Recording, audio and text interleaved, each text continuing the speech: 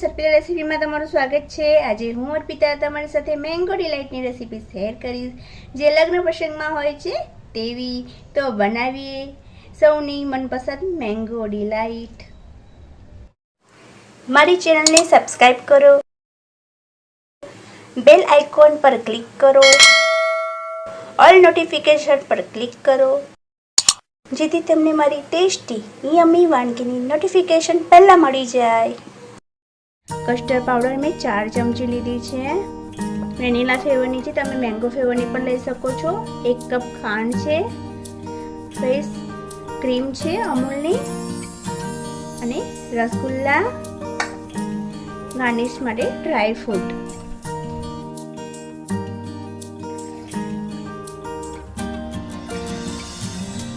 દૂધને પેનમાં નીકાળી લઈએ।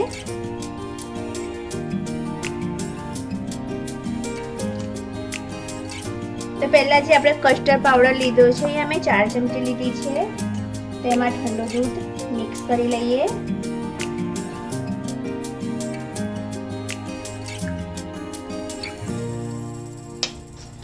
એને બરાબર મિક્સ કરી લઈશું।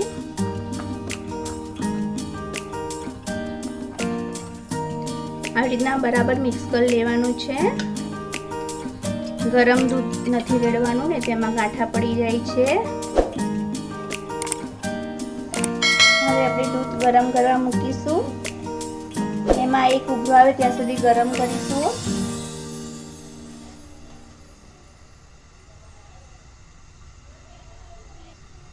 હવે દૂધમાં એક ઉભરો આવી ગયો છે, તો અહીંયા જે મેં ખાંડનું માપ લીધું છે, 1 કપમાં આટલું થોડું ઓછું છે, તમે ગળપણ પ્રમાણે તમે એડ કરી શકો છો। કેસર કેરી સ્વીટ જ હોય છે, એટલે મેં ખાંડનું પ્રમાણ થોડું ઓછું લીધું છે। હવે ખાંડ અંદર બરાબર મિક્સ થઈ જાય ત્યાં સુધી આપણે દૂધને ગરમ કરીશું।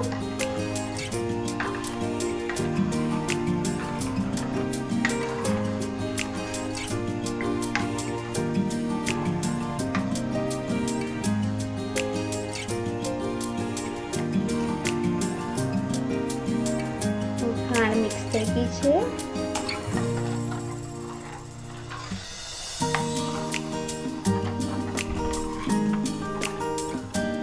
આ સમયે આપણે એમાં જે કસ્ટર્ડ પાવડર દૂધમાં મિક્સ કર્યો તો એને બરાબર હલાવી દઈએ।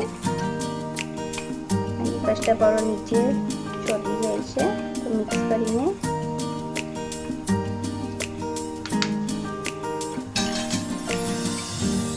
ધીમે અંદર મિક્સ કરતા જઈશું અને હલાવતા જઈશું।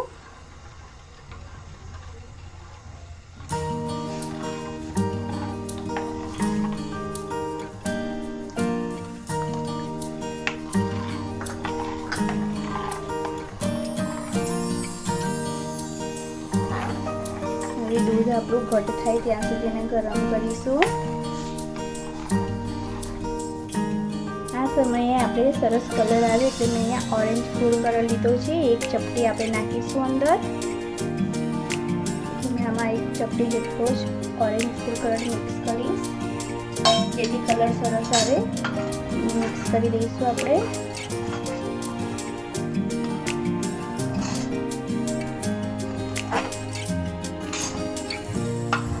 આથી વધારે ઘટ નથી કરવાનું।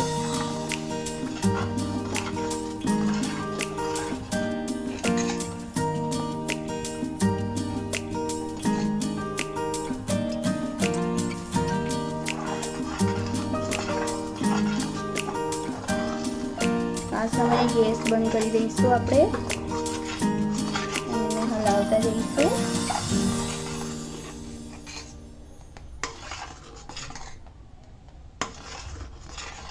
આટલું ઘટ રાખવાનું છે।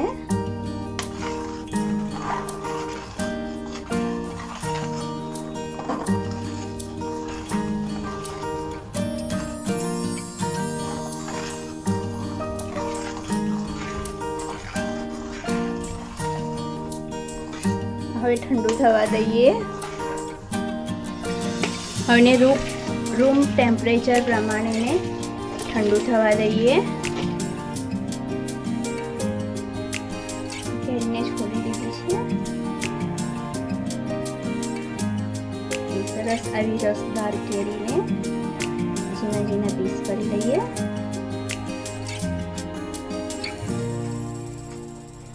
કેરી તો બધાને મનપસંદ હોય છે અને એટલી સરસ ટેસ્ટમાં લાગે છે. આહાહા, એને દેખતા જ મોંમાં પાણી આવી જાય છે. સરસ નાના નાના પીસ કરીશું.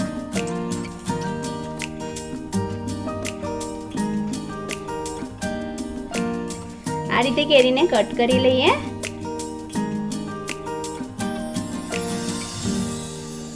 હવે કસ્ટર્ડ જે આપણે બનાવ્યું છે રૂમ ટેમ્પરેચર પર આવી ગયું છે. થોડું મીડિયમ ગરમ છે. હવે રસગુલ્લામાંથી આપણે બધો રસ નીકાળી લઈશું. અને રસગુલ્લાની સાઈઝ થોડી મોટી છે તો મેં એને હાફ કરી લઉં છું. મને નાની સાઈઝના રસગુલ્લા નથી મળ્યા એટલે મેં મોટા લીધા છે. તમને નાની સાઈઝ અંગૂર સાઈઝના મળે તો તમે એ રસગુલ્લાનો ઉપયોગ કરજો.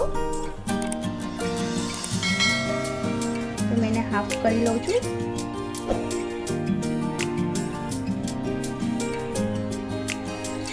હવે આપણે જે રસગુલ્લાને ટુકડા કરી દીધા છે એની ઉપર કસ્ટર્ડને લઈ લઈશું.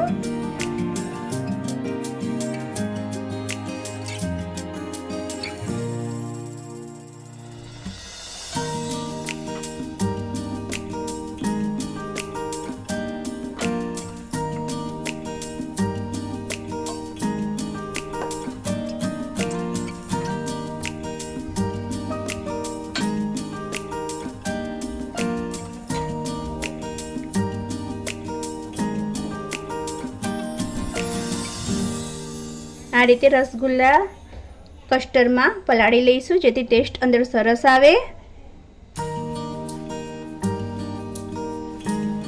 હવે આપણે આવી રીતના આઈસ ક્યુબ લઈશું ને એની ઉપર મેં એલ્યુમિનિયમનું લીધું છે વાસણ જે જલ્દી ઠંડુ થઈ જાય છે. એની અંદર આપણે જે અમૂલ ક્રીમ છે એ લઈ લઈશું.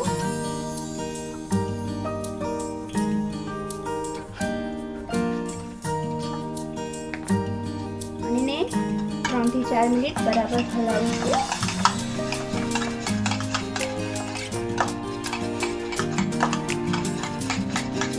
ડાયરેક્શનમાં ફેરવીશું જેથી અંદર હવાના કણ ભરાઈ જાય અને ક્રીમી થઈ જાય. સરસ ક્રીમી બની જાય.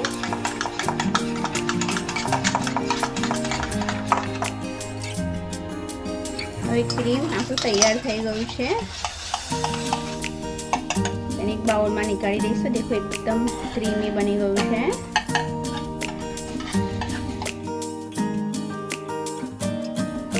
ક્રીમમાં આપણે જે કસ્ટર્ડ બનાવ્યું છે ને એડ કરી દઈએ. બરાબર મિક્સ કરી લઈશું.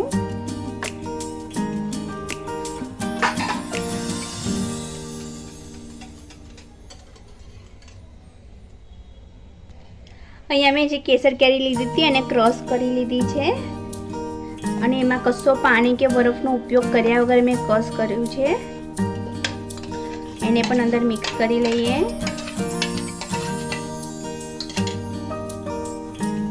હવે એને હેન્ડ મિક્સિંગની મદદથી મિક્સ કરી લઈએ.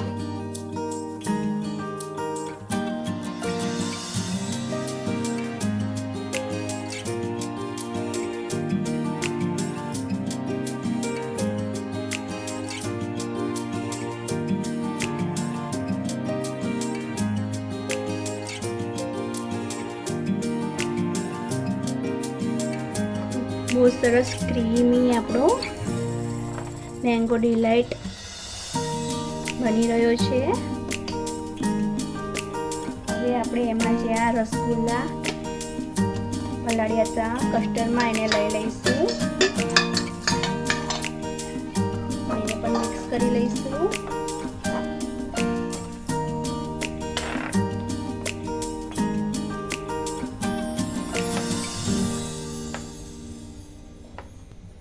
એની ઉપર જે આપણે મેંગો કટ કરી હતી લઈ લઈએ.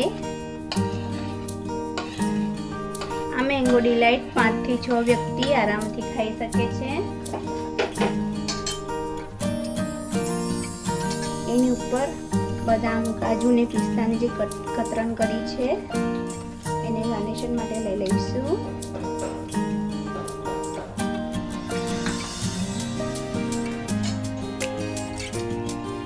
થોડી ગાર્નિશ માટે મેં બાકી રાખી છે. હવે એને મિક્સ કરી લઈએ.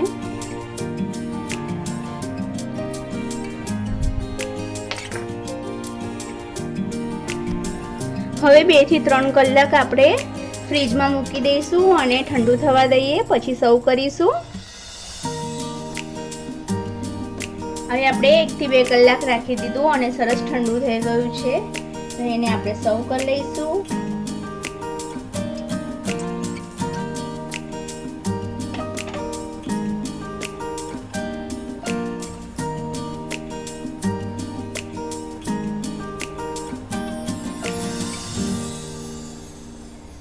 સર્વ કરી દઈએ. એની ઉપર થોડા કેરીના જે કટ કર્યા છે ટુકડા એ લઈ લઈશું.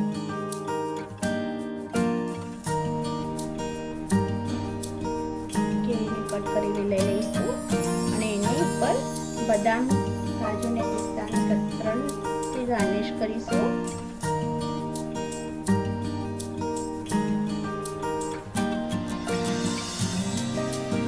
સરસ આપણું મેંગો ડિલાઇટ થઈ ગયું છે. ફ્રેન્ડ્સ, મેંગો ડિલાઇટ ખૂબ સરસ ટેસ્ટી બન્યો છે. તમે પણ આ રેસીપી જરૂર ટ્રાય કરજો. મારી ચેનલને સબસ્ક્રાઈબ નથી કરી તો કરી લેજો. લાઈક કરજો, શેર કરજો, કોમેન્ટ કરજો. હવે હું એક નવી રેસીપી લઈને આવીશ. Thank you.